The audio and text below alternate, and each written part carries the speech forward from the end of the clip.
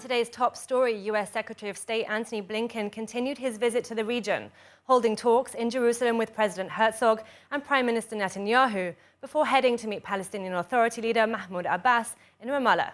Talks with Israeli leaders focused on Iran and lowering tensions in Israel-Palestine, with public announcements by Blinken regarding proposed Israeli judicial reform.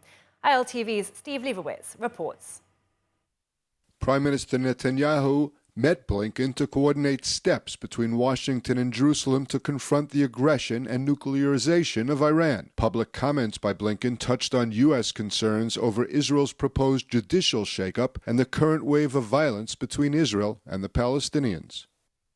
And I think there's a common consensus that this regime must not acquire nuclear weapons.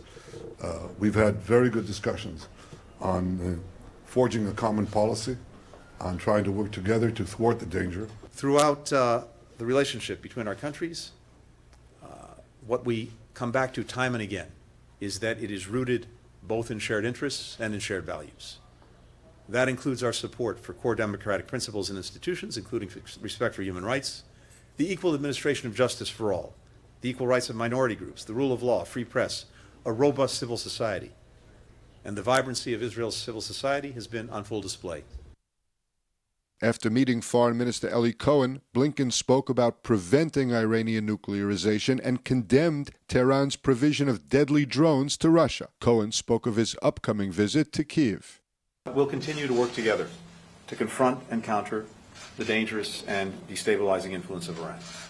As President Biden has made clear, the United States is committed to preventing Iran from acquiring a nuclear weapon.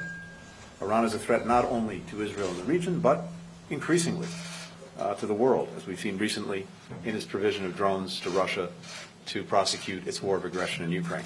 A few days ago, I spoke with my counterpart in Ukraine, Foreign Minister Kuleba, and informed him that the coming weeks, the Israeli embassy in Kiev will return to full activity.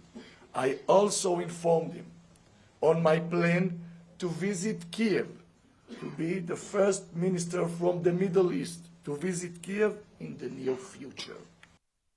Meeting President Herzog, Blinken emphasized democratic values shared by the two countries and thanked the president for his commitment. The United States of America is our closest ally. Our bonds with the United States are extremely strong. I would say even transcends politics and times, simply something that is deeply psychological and emotional. And I would simply say how much we appreciate, Mr. President, your leadership, the clarity of your voice when it comes to working to de-escalate tensions here among communities, the clarity of your voice when it comes to finding a good way forward that builds consensus on the question of judicial reform. Before heading to Ramallah to meet PA leader Mahmoud Abbas, Blinken cautioned Israel and the Palestinians of ending the current wave of violence. It's incumbent on all parties to take urgent steps to de-escalate tensions, establish conditions for the security and stability that both Israelis and Palestinians deserve. As I discussed with both the Prime Minister and the Foreign Minister, we'll do the same with President Abbas. The United States stands ready to support the parties in this vital effort.